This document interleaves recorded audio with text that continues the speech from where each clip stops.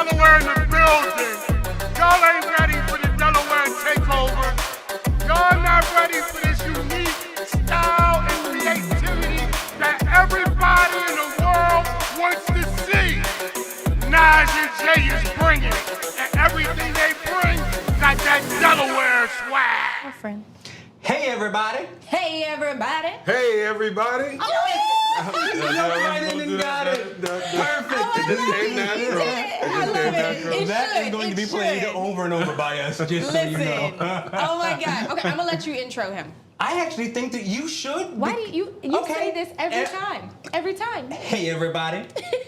As you can see, we've got a big, literal and I figurative was gonna say literally. with us, and this is someone that I have supported from the very beginning of him trying to get his feet in the politics. And in working with him, I really got to know him and his whole crew and his team. Some of the best people in my life, honestly. I'm not going to say who's behind the camera right now. One of my favorite people, period, is here in the room, and it's because of all the good people that this man put together. He's running for Congress. He's going to be our congressman. I'm excited for that. Everybody already knows who this man is. He's one of our shining Delaware diamonds. I could keep talking. Everybody, Eugene Young. Hello.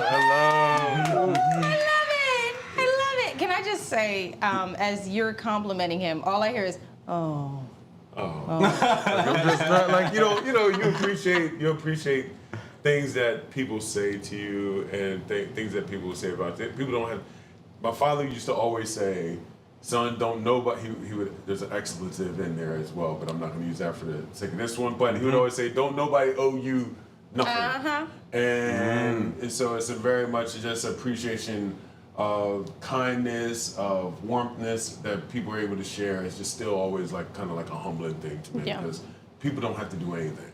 And hey, I'm here. Like, I'm with Naj and Jay. Like, just even being here, it's an honor, and I'm incredibly thankful for it. But there's a sense of gratitude in just being here in this moment. Yeah. So let's start right there. I'm actually glad that you made that comment about your dad because I'm curious to know how much, you said nobody owes you anything, and at the same time, politics is very much a thankless in a lot of ways. So as knowing that no one owes you anything, why do you feel like you kind of owe? You know what I'm saying? Yeah, so I owe because, for me, growing up in Wilmington, being a Wilmington kid, East Side kid, you had a lot of people that poured into you, that were helpful to you. I recognize the fact that I'm here because of. I'm here because of an amazing mother, amazing father, family, sister, aunts, uncles, and a community that literally raised me. My community I've lived on the East Side for 14 years, first 14 years of my life. That's the longest place I've ever lived in my life. Wow. And I've had, on our block, we had a bunch of teachers. What was your block? Fifth Street between Pine and Lombard. That's really important to know. Yes, it is. It really is. Like Fifth Street between my East side. Yes. And we had like my next door neighbor, Miss Cynthia Oates, was a teacher. I had next to her was Mr. Mike Dorsey and Miss Michelle Dorsey. Mr. Mike still is a housing inspector for L&I to this very day. On the other side of us was Miss Edith Moyer, another teacher. Miss White, another teacher. Across the street was Miss Ray Jones Avery. Like that's like it is a very much like a community. Down to the corner and around the block was Charma Bell, Miss Charma Bell. Yep. Like it is. I just recognize the fact that like I've been given Maria Beauchamp. Yes, in Kirkwood Street. Yes, Kirkwood Street.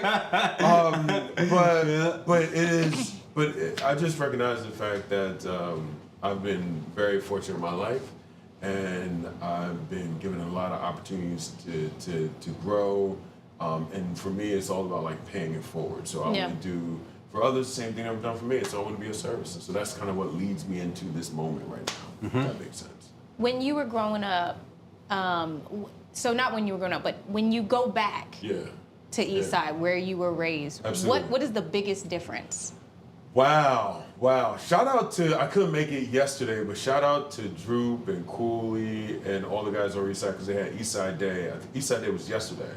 Didn't even know that was a thing. Yeah, like they have Eastside Day is like everyone's down at the park playing, and it's like every year there's a bunch of brothers get together for Eastside Day. But wow. I would say, oh man, like the community. Hold on, let me answer your question correctly. What can you say one more time? What is the difference when you go back now from when you were a child? So now, what's interesting is Eastside is like it is rapidly changing. Okay. And I think it's doing some good changes that are occurring. So I'll give a couple examples. One is there is a new school being built. Okay. Which is going to be named after Maurice Pritchett. The former principal of Bancroft. So they're tearing down the old Bancroft and they're building the school named after Mr. Pritchett, which will be next door. That is the first school in the city of Wilmington since almost like 1968. What? Oh, wow. Yeah, it's the first. It's some obscene old number, but it has been the first new school in the city of Wilmington since I would venture to say like late 60s, maybe early 70s. And so I think that in itself is a win.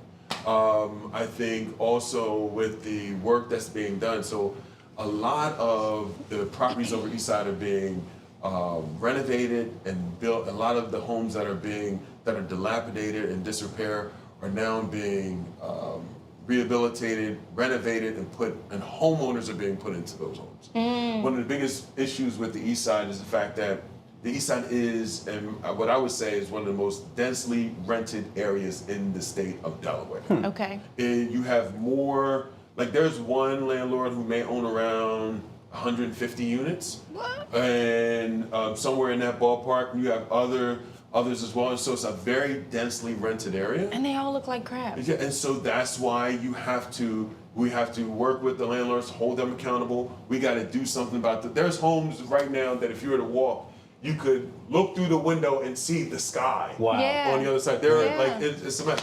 And so there is a lot of funds right now going to rehabilitate these communities and get these homes up and available. And you're starting to see it now. By this time next year, you will start to see you'll start seeing like finished product. Yeah. But it's just the key for me is getting more homeowners in the community. Yeah. So that it's a mix. It's not as heavily rental. It's a mix of homeowners and rentals. It's a mixed community. And I think that allows for a community to thrive. Sorry. Yeah, no. So you want to I love that. Yeah. But I guess my next question would be, what are we doing to educate the homeowners to stay homeowners? Because you can give somebody a house, yes. but if they're traditionally and historically not known for owning a home, understanding money management, paying taxes, keeping up with their property, like how do we educate? Are we educating them when we're doing that? Yes. So I would even say we're taking it even a step further. We're not only there's the Federation of Housing Councils that work on exactly what you brought up, just how to make sure people stay in their homes. Yeah.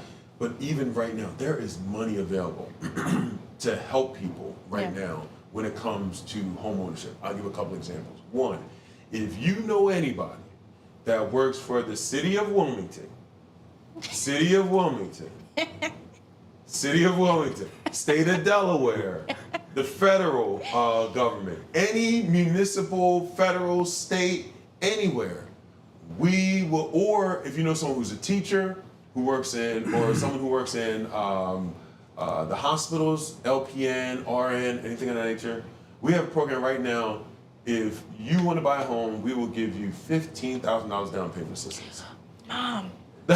So housing is your area of expertise, right? That's one of your areas of expertise. Yes. So I definitely want to dig in that a little bit more. I'm sorry, I'm jumping. No. This is where we want to be. This is where we want to be. Yes, No, this is we important. need that. Okay. And so I think that was these questions are great. Yeah. So one of the things that is obviously difficult about your job is what we already kind of talked about, and the big, word that no one wants to say is gentrification. Correct. So the question is, and we've talked already on the show a lot about how East Side, it just has this beautiful history, right? Absolutely. Where it was just chock full of almost like the Huxtables on every block. Correct. And it is not that anymore. Yeah. It's maybe in pockets, but it's like, how do you revitalize the place without it becoming Brooklyn? Yes. You know what I mean? Like, how do you do that? Yep. So I think the key is you have to, which goes to another program that we have. So there's a couple different things that you can do,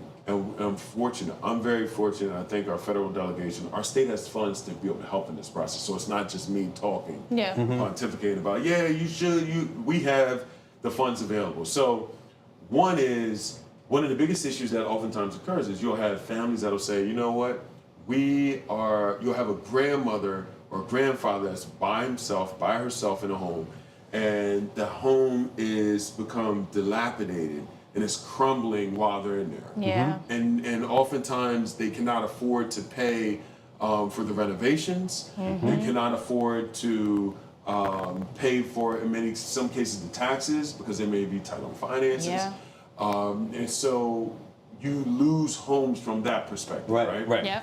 So we actually have a program right now that I've allocated $3 million, and it's up to $20,000 per household. But if you are a homeowner in this state and you meet income requirements, you can qualify to get either your roof, windows, porch, HVAC done through this program. I've heard about this one. Yes. Okay. Yeah. So there's a couple different programs. This program we're working with the Habitats. So we're working with Newcastle County, Kent County, and Sussex County Habitats because they can work specifically in each When you county. say Habitat, you mean Habitat For Humanity, Okay. correct. And so Which is a great resource. Yes. So we're working with the Habitats for that.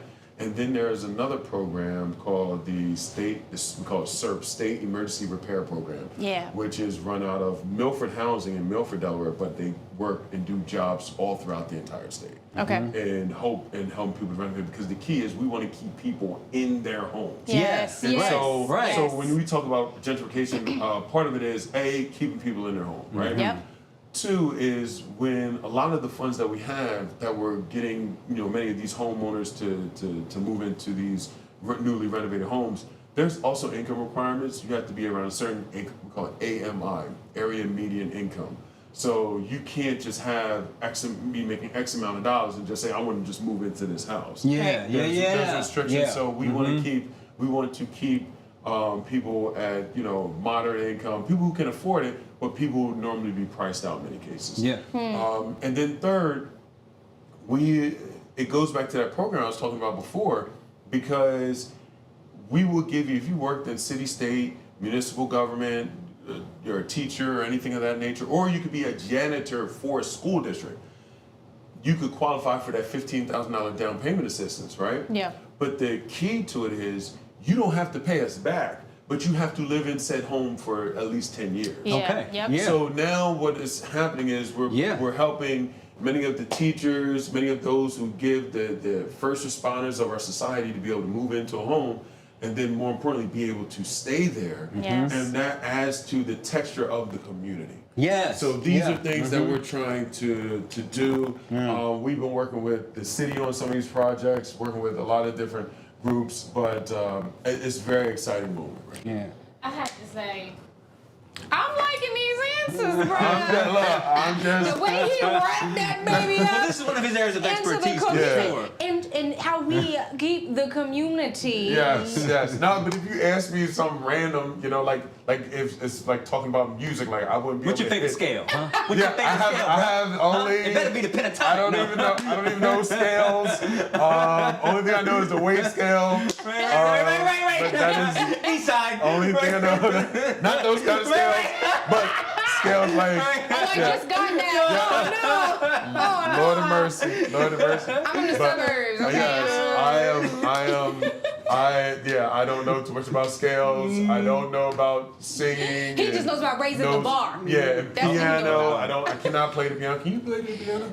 Don't ask me. Oh, I'm sorry. Don't embarrass me. I'm sorry. I didn't know. Okay. But you can sing. I Like know you're people a big can't man and sing. everything, but Yeah, you can sing. I Yes. can't sing. Like I'm horrible. I'm not good at that. So there's a lot of things I'm not good at. So. So Have wait, you had any- I Okay. ain't done. All right, go ahead. I ain't No, I love it. Going 100%. back to the community. Yes. So, when did you say to yourself, I want to invest in my past Yeah. and while I'm currently in my moment, like my Yeah. current moment, so that the future looks better? Yeah, that first came to me 20 years ago, when myself and close best friend Logan Herring, and Logan's older brother, who's like an older brother to me, Shannon Watson, we came together and we started this nonprofit organization called Delaware Elite. Dig into that because I think yeah. everyone needs to hear that. So you have Network Delaware and Delaware So Elite. when I first came, I graduated from college. I went to college at University of Maryland, Baltimore County. Would you study? Oh, I double majored information systems and it's social. sociology. So okay. Yeah, so I saw that on the interview. Did my research. Stupid. Oh my god! So I did that. Came home and we saw a lot of guys from our community getting into some of the same things. Okay. Right? And so we tried to, we wanted to find a way to be resourceful. Okay. And 20 years ago, I was 21 at the time, and the question was like, what do we know how to do? Huh. And at the time, the only thing we really knew how to do was play basketball. Okay. So so we started saying, we came with this idea like, we're gonna coach these kids, we're gonna change their lives, we're gonna do this, just like coaches did for us.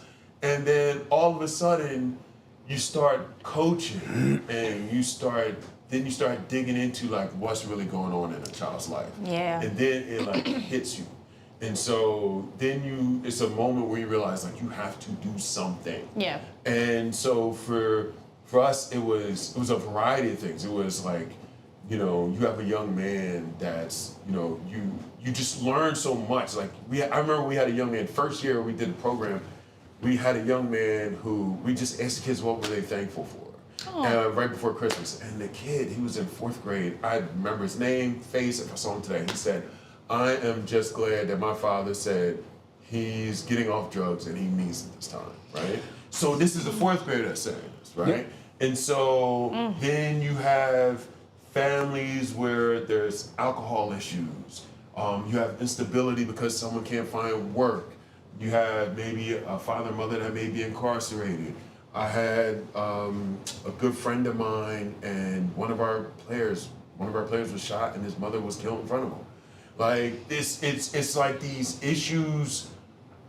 Yeah. Really fast but this is life for a lot of people, and so it really changed the way I looked at things. I thought about this aspect of like service, but then just being in Delaware Elite made me realize like you have to be all in, and you got to find ways where you can be of service to the situation at hand. I always talk about this aspect of like, it's like the story of like there's a family in a river and they're coming down the river and they're about to go over a cliff. Then all of a sudden a nonprofit organization jumps in, grabs them, takes them out of the water, pats them down, makes them feel real good. The nonprofit feels good because they saved the person, they did a valiant effort, and the family is grateful because they just had their lives changed. But then as soon as you take a second of joy, you realize there's another family. And so then the organization jumps back in and they grab that person. Then there's another family and it keeps going. But then after a while, you want to ask yourself, well, why in the hell are the families going down the river in the first place, right? Right. And so that's what kind of led me into being, from this perspective, more of like a programmatic side of things to saying like, I want to learn more about the laws and legislation that impacts the everyday lives of individuals that can sometimes, whether intentionally or unintentionally, bring people down that river. Right. And so that's what led me into working into like policy and legislation. And I worked as a legislative aide down in Dover. but like my time in Delaware Elite was like everything to me. Yeah. That's where I learned my you learn leadership skills. I tell people all the time, like when I speak in public, it's nothing compared to talking to a bunch of like 15-year-olds. You got to hold their attention for like 5 minutes, right? Like and so like you're dealing with these things, and the crazy part is like now looking back, it was so life changing for me. And I talked to Logan about this, and Shane, we talk about like we probably gained more. I never got paid $1 out of this. We did it because we love to do it. We did it because we wanted to be of service. But now these guys are like 28, 27, 26, and we have guys that are doing amazing work for different corporations, companies. Some playing overseas. One is an acting out in LA. Yeah. Like it's just all these different things, and I am incredibly thankful for the opportunity to be able to learn from them. Yeah. I didn't know I was learning as much from them as I did currently, as much as I currently understand and respect now. Yeah. Yeah. So then you get all of that sort of fundamental training. Yeah. And at what point, because I do think it's important to kind of go through all this actually, at what point are you like, you know what, man, let's go ahead and shoot for that? Child, that was bold. Yeah. Yes. So when I after Delaware Elite, I worked in the state legislature. I represented for 2 aides. One was Helene. I was an aide for 2 representatives. I had that backwards. Representative Helene Keeley and Representative Stephanie T. Bolden. You always gotta say T. I was with them for 2 years, and then I got an opportunity to work for Mayor at the time, now Senator Cory Booker, in New Jersey. And I was with him every day of my life for almost 2 years. I didn't realize it was that much. Yes, Okay. I was for at least, I would say, for the first year it was every day, and then once he got elected, it was I was going back and forth between here being Delaware and Jersey. But while he was mayor, I was with him every day of my life, and which did not make it easy when I was engaged and all that kind of stuff. Totally another story. But it ended up being a life-changing experience for me. Yeah. On leadership, on how to get things done. And it was around that time there were certain things that were just coming up from the city, like certain issues, things of that nature, and I'm here and I want to be the same thing, like I want to be of service. Yeah. I want to do something for the community. And so if you're going to talk about something, you might as well do something about it. Like, do it all the way. Yeah, like Let's you go. you gotta do it. Like you can't, at some point in time, at the end of the day, I got to give credit. Theo Gregory used to always say because he was one of the other candidates running for mayor, but he had a great line. He used to always say, running for mayor of Wilmington is like a job interview. And you are in a job interview, and the city of Wilmington are literally every day deciding who do they want. And it's just a job. So you take your resume, you take your ideas, and this is your job interview. Yeah. And you go around and you talk about what you think you can do for the city. Yeah. And he's right. And I think for me, I put up my resume, the work that I've done in the community, and I put some good sneakers on and went out and knocked some doors and talked to some people. We came up some 234 votes short. Who's counting? But I think, but at the end of the day, it was one of the greatest experiences of my life. I learned a lot. Yeah. I was able to connect with a lot of amazing people along That's the way. the thing. Like it was something huge. I can't even. I think a testament to that, and we already talked about just with, my relationships that I've made with people like Maria Beauchamp, but like the testament to what you brought just in the campaign was the kind of people that you connected, you know what I mean? That are still connected and that can't wait to help you again. I mean, I'm looking at the team that I'm aware of, that you have right now, and it's the same basic people, you know what I mean? Which says a lot about you and everyone connected to you. So my question now is, what did you learn from that you're applying to what you're doing now. You know what I'm saying? Wow. So Yeah. there's a lot of learning lessons. I say the couple like top lessons that come to my head. One is for all the married men, future married men out there. Don't make some of the same dumb decisions and mistakes that I made. And what were those? And I'm gonna be honest. So I think one of the worst things I ever did, and I've said this publicly, and Lord knows with my wife, you know, I've paid dividends for this mistake. About So, how much? yeah, a lot. But I actually, I remember going when I decided I was going to run. See how I even started out when I decided I was going to run. Oh. I called You up. married. Yeah, and I called up my wife, and I'll never forget. I remember where I was, and we were newly married, and because we got married in 2014, and I remember calling up my wife, and she's all happy because we're still like newly married, and I was like, hey, yeah, I'm gonna run for mayor of Wilmington. And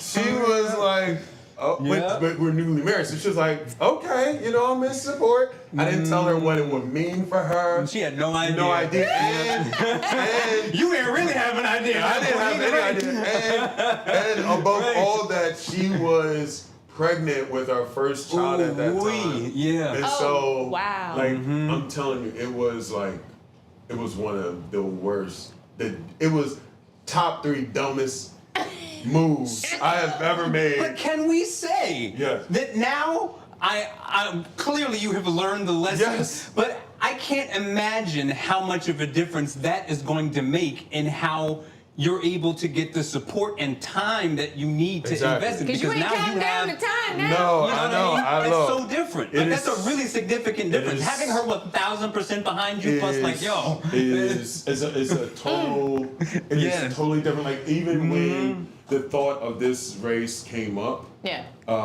my wife was the one that said, Eugene, you need to do this. So like that mean like that was like she said, you know, this is you want to serve. This is what you want. She was the one Yeah. that kind of like. now you actually know each other. Yeah, like now So now like You've been 10 married, years. had kids. Now you don't know each other. Now we For know real, each for real. other. Dang, Jay. 10 years in March. Yep. So, you know. Love it. Yeah, Wait, so where's she from? she is so my wife is from the Bronx. Oh, she And- from the Bronx. Yes, I So you took a real fade. yeah.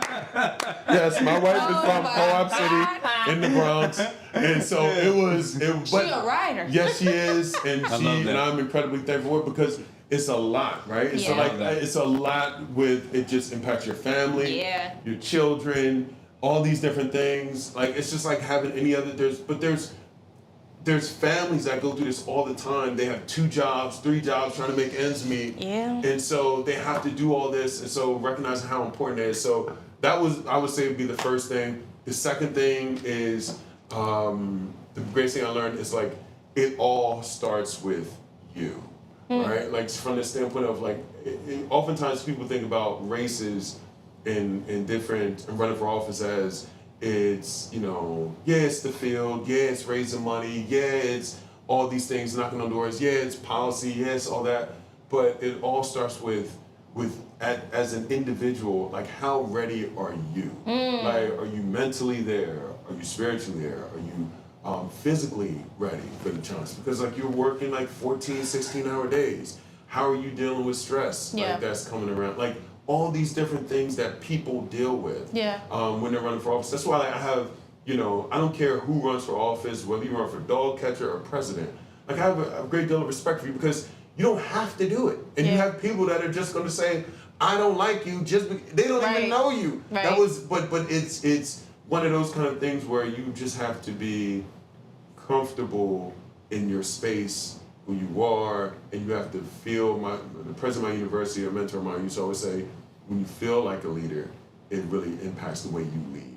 Yeah. And feeling like a leader doesn't mean like you know just saying like quotes to yourself all the time, but it's more of Ooh. what are you doing like. Or what are you doing to make yourself that much better? How are you working on your physical, your mental, your health, your relationships, your even your relationships with your family. How are you doing that? Because all that impacts how you are, how you lead, how you connect with people. And so for me, I think that those are like two major things that occurred for me, recognizing the fact like it's more of like who you are, becoming better in who you are will allow you to become better in running for a race. That's beautiful. So, I want to sit in that for a minute because, and it's going to take a little bit of a turn. As a black man in America, to talk about your feelings, to talk about your mental health, your physical health, to complain when you need to complain, express your emotions, like for you to, what you just said, literally. I don't have emotions and I ain't going to the doctor. I'm not going to the doctor. You scared? Bless you. Ooh, thank you. See, he get me. He get me. Yes. As I was saying, before the village idiot stepped in, the fact that you said that, it got me thinking. Did you think about therapy, or like what was your source of therapy? Because you had to take a deep dive. Because the one thing that really caught me in what you said was how you lead? What was it before that? If you feel like a leader, it allows you to be able to, it all starts with you. Yeah. Feeling like a leader helps you to become a better leader. So from what I've seen, what I've heard, you're not an asshole leader. No. Right? But here's the thing.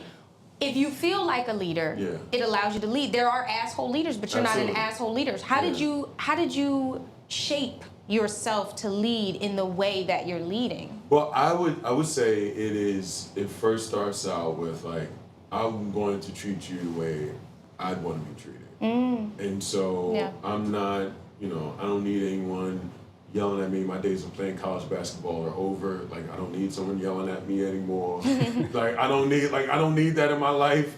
Life is stressful enough to have someone else yelling at you. Yeah. And so I want people, my main thing is like, I want you to win. Yeah. And I want others to win. I want others to be able to hit their goals and achieve whatever they want to achieve. And I just want to treat you the way, my mother said, treat people the way you want to be treated. And so don't get me wrong, like, and I don't want to like make it sound like I got some halo over my head. He ain't Gandhi. I'm not. I ain't nothing like that. Yeah. But I try my best to really practice like what I preach. Like I really want to connect with people. I want people to understand like I care.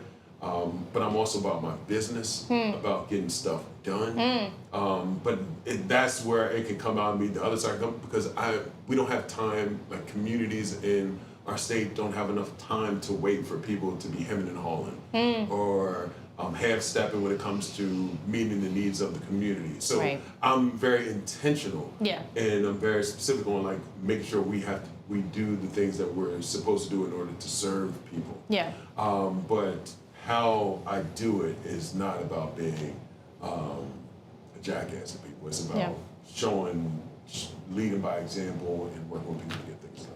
Yeah. So let's get to real total present day. Yes. You're running for Congress. Yes. You're running for Congress. Yes.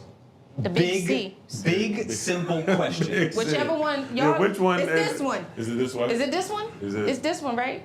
Y'all. It's whatever is in real life. Yeah. That's what I'm saying. When they see they're it, gonna see what you're doing. Which way is the C going? C-O. All right, we'll get there. Why? This is a big, simple question. A big, simple question. Why should we vote for you? Why should we choose Eugene? What are you bringing to the table? So one of the things I think that makes me very unique in this race is the fact that, and going back to what we just said, I have 20 years of serving this state.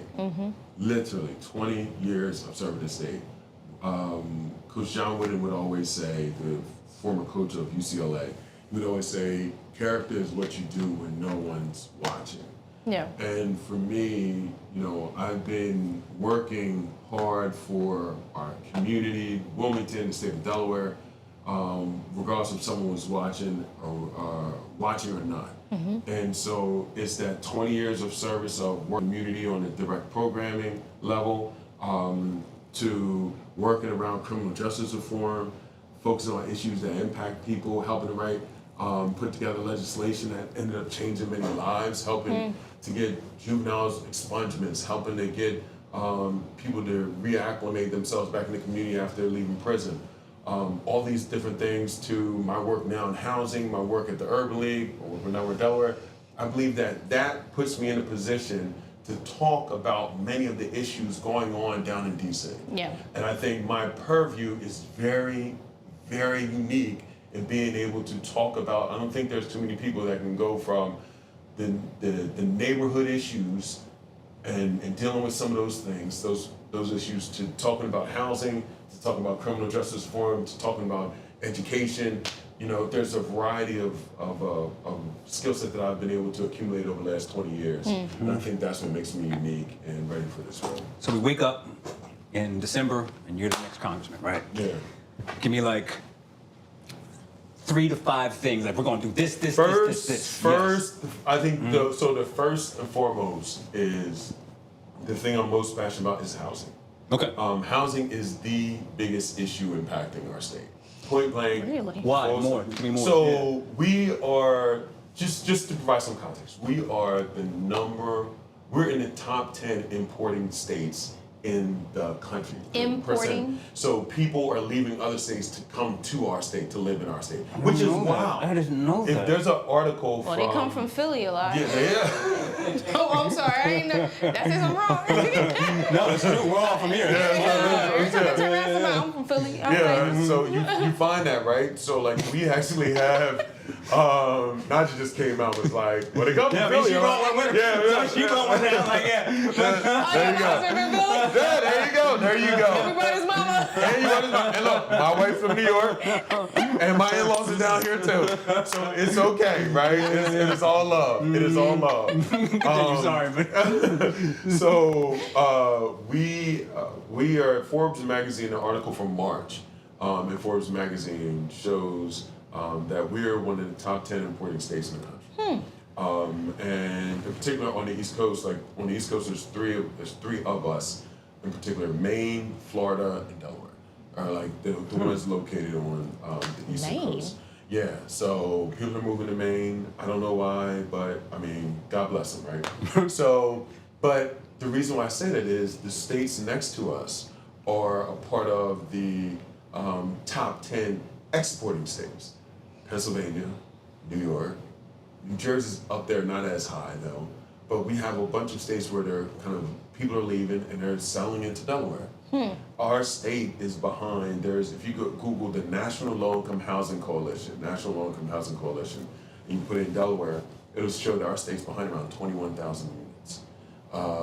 So that would be, 21,000 units would be somewhere between the size of like a Middletown and a Bear, Delaware. I don't understand. 21, that when they say units, that means like specific like housing, a housing unit for a family. Okay. So we're behind 21,000 units. So we're a small town.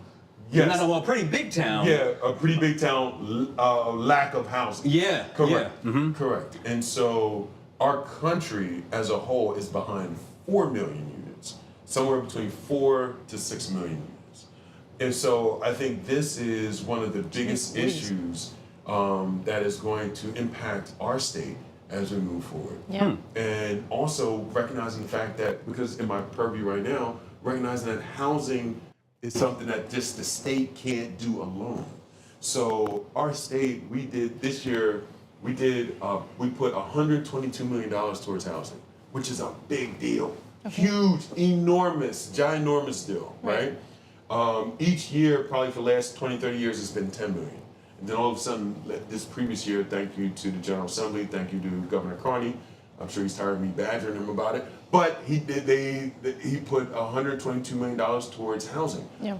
But that still is just a down payment on a larger investment of what's going to be needed. And more importantly, our states cannot do it alone. The federal government needs to put more money into into the state's coffers to help with housing because Gotcha. there's so many units we're behind. I don't know how to ask this question. Maybe you can help me. So you're putting money towards housing because Correct. people need houses to live in. Correct. And a lot of it has to do with subsidized housing, right? Subsidized and just housing.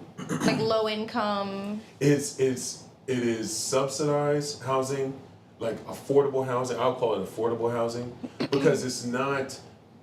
The problem that we also have is we only build one stock of housing in Delaware for the most part. What does that mean?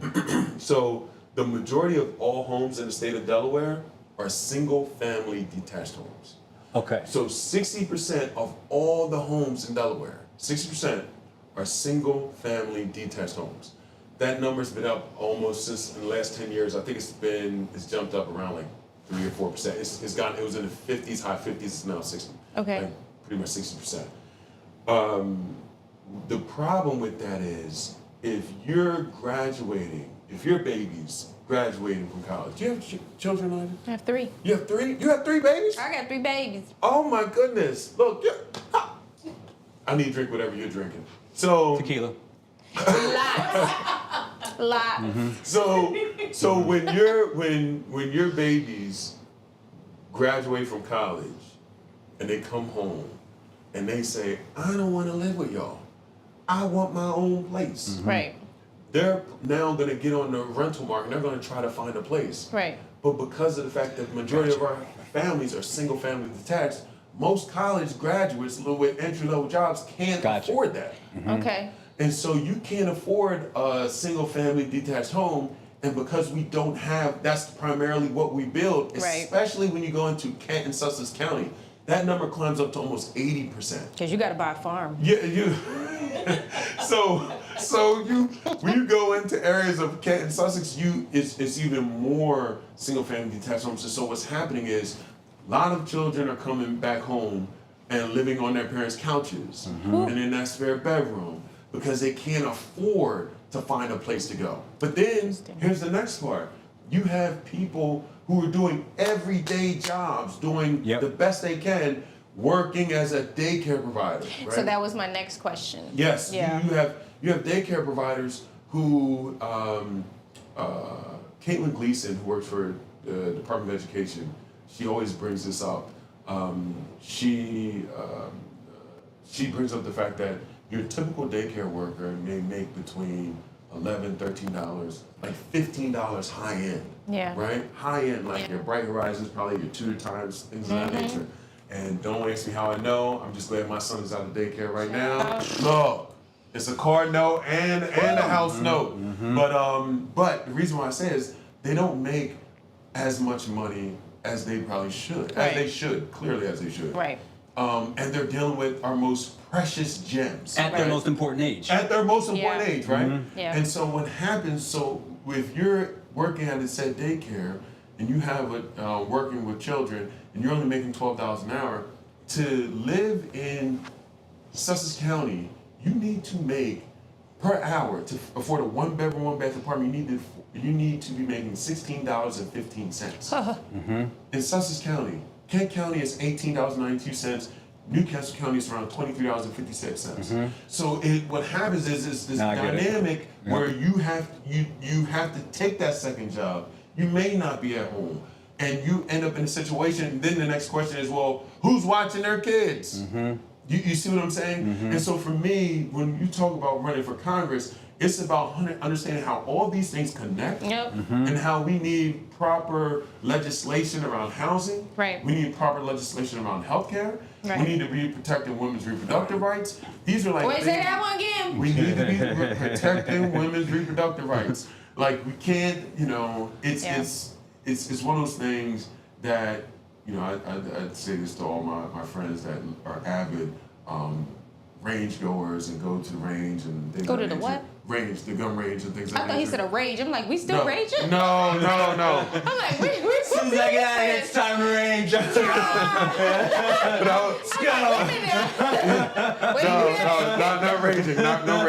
Wait, no raging. Number 6 on my list, rage. No. I oftentimes tell some of my friends that go and on when we have abortion conversations, they'll say, we'll have conversations about it, and I say, well, how can you say, get your hands off my guns, but then you want the government's hands telling your wife or your daughter what they should do with their body? Okay. Like, it's the dynamic of it, right? Yeah, it's we're gonna like, be free, we're not gonna be free. You're gonna have your hands off my guns, your hands on off my woman. Like, hands on my woman, like, it's just, it doesn't You know what? I'm gonna get my husband to wear that shirt. Hands off my woman, government. but we can. I think it's wrong for us to start getting involved with something that should occur between a woman and her doctor. Yeah. And if she decides to, her family and as they prepare. Right. But like, I don't think that's nothing I want to be a part of. Yeah. I think each family should deal with that by themselves. So for me, like, these are the top 3 areas. Yeah. And I think these areas are things that can impact and help Delaware. Yeah. And they mean the most to me. My campaign is about like everyday issues. Like everyday issues impacting families. And that goes back to what I've been doing over the last 20 years of my life. What I love about that housing, I'm sorry, but real quick, what I like about that housing issue specifically is, I mean, I know it's possible at this point to make anything partisan, but like, everybody would probably agree, like, we need more housing and more affordable housing. Absolutely. Like I don't care who you voted for, if you're completely Republican, like, you recognize that once you graduate school that there's a problem with you making enough money, probably, and there's a problem with you getting housing. Like, it's not a partisan thing. It's not. It's housing is. I think it's a very such. Everyone needs housing. Everyone needs Safe safe, housing. quality housing. Everyone Yeah. needs to be able to put food on the table for their families. Yeah. Everyone wants to make sure that their children have a better lives than they Right. have had growing up. Right. Like, these are like basic tenets to just adulting, in the sense of like, how am I going to provide for my family? How am I going Yeah. to make sure my kids' lives are going to be better? Yeah. So that's what matters the most to me. You said that it's everyday living. Absolutely. What makes you an everyday guy? Oh man, my family would probably tell you I'm probably the most everyday dude you would ever find. Like, I am so regular. My sister. Regular. Yeah, my sister in the background said regular. Yes. Don't let her say basic. Don't let her say I know. basic. Don't say basic. Don't say basic. But like, I like, I don't like. I can say what I do. I just like being around people and just having a good time. But more importantly, I just like service. So I don't need a lot. I really don't need a lot. I just like being with my family. I like being in the community. I like being a resource. I'm not a on-airs kind of dude. I'm just very, I like to think of myself as like, I'm 6'7". I'm 6'7", 250 pounds. Like, I can't be ultra flashy. I can't be like, I could, but it'd be weird. Like, I'm just me. I don't like a whole bunch of things. I eat what I eat. You say, am I enough? Yeah, like, I literally, my wife gets on me all the time because. Yeah, you definitely couldn't have walked in here with the fur coat on. Yeah, like, it would have been weird. It would have been weird. It just looks weird. And then also, I think it looks weird, like, really, like, I only wear like 2 color suits, blue or gray. I'm just very, like, my kids just not, like, here comes daddy, he's eating the same meal again. Like, I'm just one of those type, I'm very much a creature by habit. I just, just give me my family. So what's the excitement? The spark? The spark for me is like, the spark, there's two sides of it. One is, like, I always feel good when I'm able to help people, right? Right. That's like one. And then the other one is like, doing nothing, sitting on the couch with my family. That's it. Amen. Like, that is like the greatest. Like, I will give anything up just to be able to just sit on my spot. 'Cause everybody has their own spot. Mm-hmm. My kids know I have my spot on the couch. And don't sit there. Don't sit there, right? But just sitting there and just doing nothing. Yeah. And just chilling with my family. So I'm a very plain Jane dude. Like, that's just how I am. I can't deny who I am. Yeah. How do we support the campaign? Oh, you can go to eugeneyoung.com, eugeneyoung.com, EUGENEYOUNG. Oh, slow down. I'm sorry, Eugene. Eugene. I'm not Y-O-N-E. No, it's Eugene, EUGENEYOUNG. EugeneYoung.com. We're gonna make a song out of that, Yeah, look. Jay. Look, I would put on something spicy that I normally don't put on. Can I get an EUGENE? We can do something. YOUNG.com. That's good. Oh, that's good.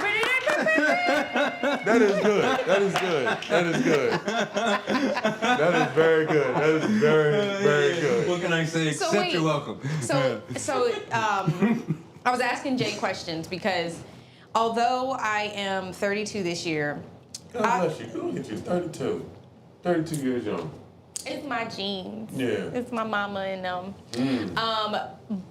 I have only cared, and I say cared, and paid attention within the last 3 years about politics in general. Like, if my mama told me to vote for somebody, that's all I did. Like, I didn't care about anything else. I understand. But Jay was like, get it together. Yeah. So I was asking him questions because I was like, okay, so when you say support him, like he got a nonprofit, like is it a Cash App thing? So good Like- question. Good question. So you can go to the website, you can donate. Okay. Because we have to raise money. So we have to raise money to keep the organization going, and also because we live in the Philadelphia market, that means we got to pay for ads in the Philadelphia market, which are pricey, right? Yes, they are. They are. So we have to be able to purchase ads. We have to be able to keep the organization going. We have to help people to get campaign literature out and outdoors, all these different things. It's a full out organization that you have to put together. And so I'm really I'm excited about it, and people can go online, they can contribute $5 a month. $5 a month goes a long way. $10 a month, $50, $100 a month, like it all goes a long way. And so I'm just, I'm thankful for any support and appreciative of any support that's given. Do you have a slogan yet? We have Standing Tall for Delaware. Well, You know what you do. But we have Standing Tall for Delaware. But I think, for me, I think the two things that I always talk about when it comes to this race is the fact that, I'm a former athlete. And so I always just believe in this aspect, like, I won't be outworked. I don't care about anything. Like, I may be a lot of things, outwork ain't one of them, right? So that's one. Two is, we are making sure, and I'm going to guarantee the fact that we will have the most diverse campaign, point blank, period. When I say diversity, I'm not just saying, black, white, Latino, right? I'm saying diversity from geographic locations up and down the state. okay.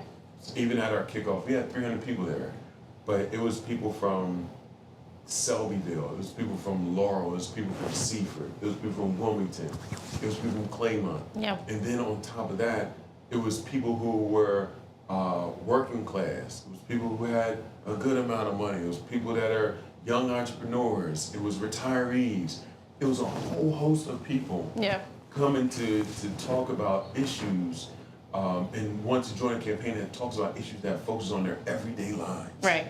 And I think that's one of the most important aspects about this. Yeah. This is not about anything like esoteric, just some crazy things that people may not understand or care about. This is about, like, what's happening with you and your family. Like, what's going on with you and your family, and how can we be a better service as a nation to help you, your family, your community, your state become better. That is it. And so it's through legislation and some support that Congress people can give financially to organizations. But that's how we Najee do it. J is in child, we have a lot of needs right now. Technically, production. This is one of the best setups. This is one of the best The setups. reason to ask that we that on actually camera. brought you in is to make a kind request in advance. No. He's so embarrassing. Oh my God. I'm sorry. We're gonna ask you off camera. Like. Exactly. Okay. Make sure y'all go donate to the campaign. All right, get your coins together, because I know Yes. what you spend your money on. Yes. Okay, so that same money that you don't need to be spending your money on, it could go to this, okay, where it could change some lives, yours included. So let's get it together.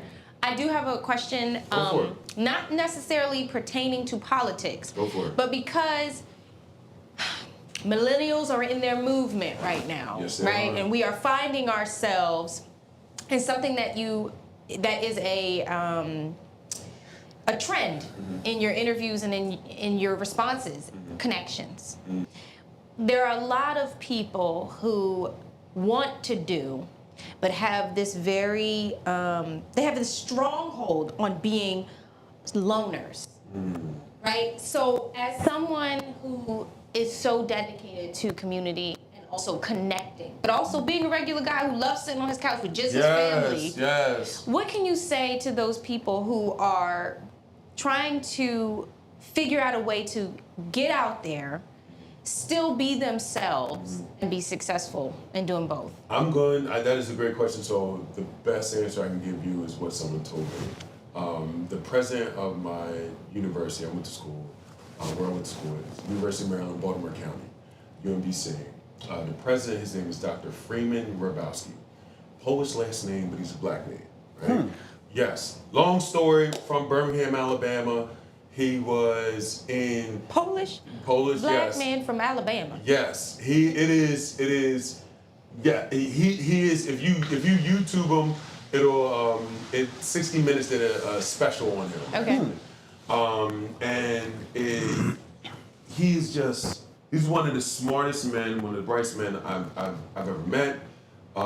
He was in King's Children's Crusade in 1962, 1963. He was in the Children's Crusade. He was like 10 years old when King asked children to go get in the movement, and he marched. At that time, Bull Connor actually picked him up, spit in his face, and threw him in jail. He stayed in jail for like 3 or 4 days. He was the older one, who was a 10-year-old leading like 7 and 8-year-olds. Jesus.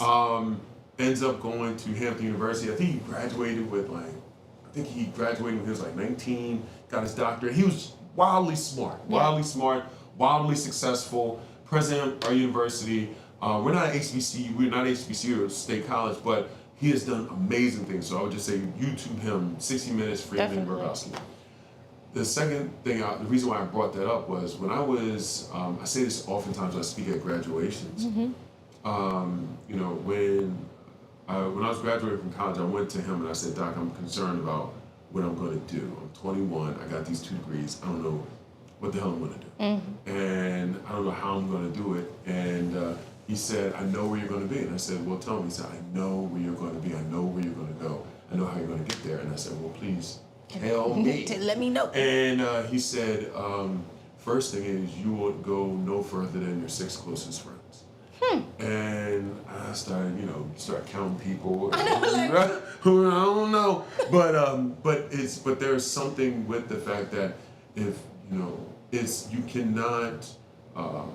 you cannot do this by yourself. There is this sad lie going around that people are self-made. I don't believe anyone's self-made. Child. I don't believe anyone's self-made because because oftentimes even the people that you believe are self-made, like they have parents that have supported them, they have aunts or uncles, they were able to use their networks. Yes. Like I don't believe there's anything as like a self-made man. I think if there is, I think it's like 0.01%. It's an alien. Yeah, it's I just can't imagine, because oftentimes we just think because it sounds good. Yeah. Mark Zuckerberg's a self-made man. Like his family, was able to loan him like $100,000. Like that's not like, there's Jeff Bezos' family loaned him money so he can get started. Like there's a lot of support, and I just don't think there's anything as there's self-made. I think a lot of people are able to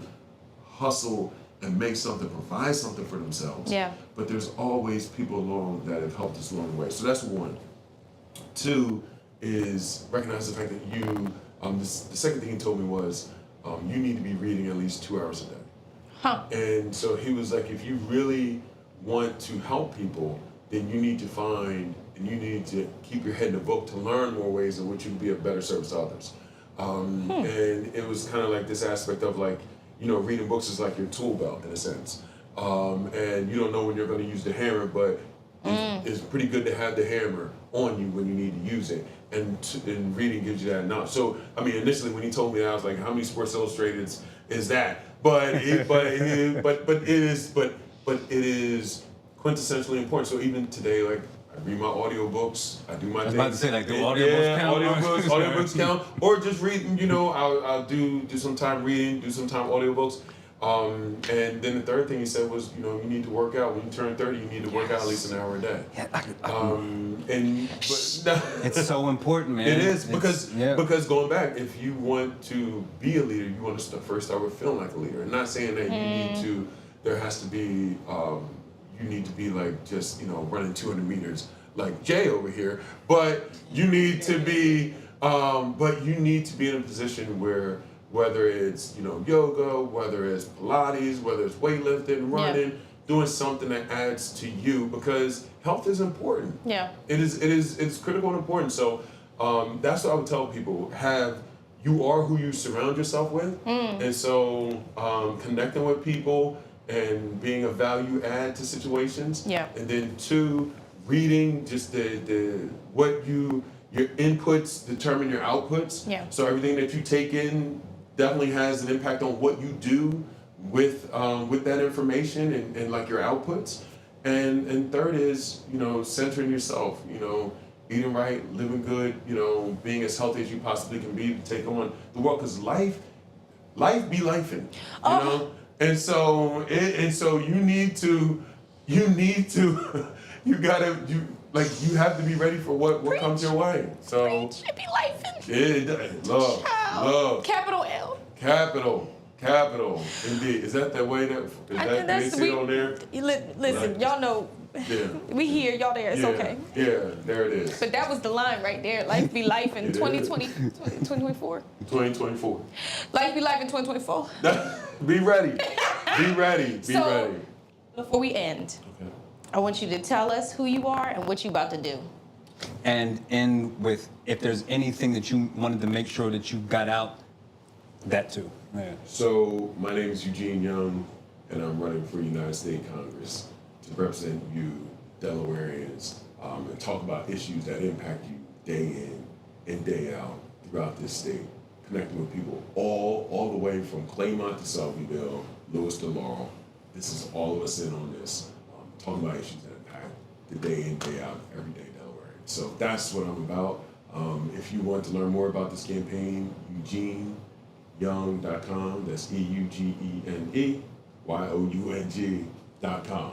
So I appreciate the opportunity to be here with you all. It's been an absolute pleasure. It's been an honor, man. I love it. It's been an honor. It really has. Can we do it again at some point in time? Listen, can we do it again? And we can talk like music and everything. Mm-hmm. Yeah, because we didn't even dig into arts. I was ready, but we got time. We didn't. Like, I was like, no. We need some money in the arts, player. Yes, you know what I'm saying? Absolutely. But like, I like talking arts because you like, I always look at, like, I just finished a book around this, and they talk about like, who do you look to as like kind of not goals, but who are like high achievers, like who do you in the arts or like in saying like who are like local or national high level, they call it exceptionals that you look to, and then how do you even get there as a singer? Like how do you? I even wonder like how do you practice singing and all that kind of stuff? It's exactly like a sport, but that's what I'm saying. Reps and everything like that. So I always like it's always interesting to me to learn how people. I love stories in showing how people become better, and how they become great, and what they've done in order to get there. Yeah. And whether it's you singing, whether it's rapping, whether it's breakdancing, I don't know. But whatever you do, how do you do it? What do you do? Who is like the Michael Jordan of your genre that you look to? Like, man, this is someone that was put it all on the table. Yeah. And then also like, how do you connect the arts with like in today's age like movements? Yeah. Right. Like when King was here, there was Mahalia Jackson. She was the one that told him, like, tell him about the dream, Martin. When during the March on Washington, she's the one that said that to him. Like, who's like, and that's like a larger question, but like, how do you even have conversations about that around movement and, you know, voices in that sense are like the soundtrack to movements. So you're inspired by others' path to greatness. Yeah. That's what I'm realizing. Like that is the overall trend for you. You are motivated by seeing people be their better selves. Absolutely. That's very selfless. I want you to win. Oh, listen. Yeah, that's right. You ain't got to worry about it. Indeed. I love it. Thank you for coming Thank you. and speaking to the peeps. We're very excited about your future. Thank you. And when you do get up there and you need somebody to sing. Love. Eugene You Young. can sing before that. We can have an event. Baby, I'll take and these we- braids out so quick and rock the afro right on. Jay, you ready? Eugene Young, 2024. Let's get it in. I'm gonna give you a dress. Jay, I'm going shopping. I gotta get campaign clothes.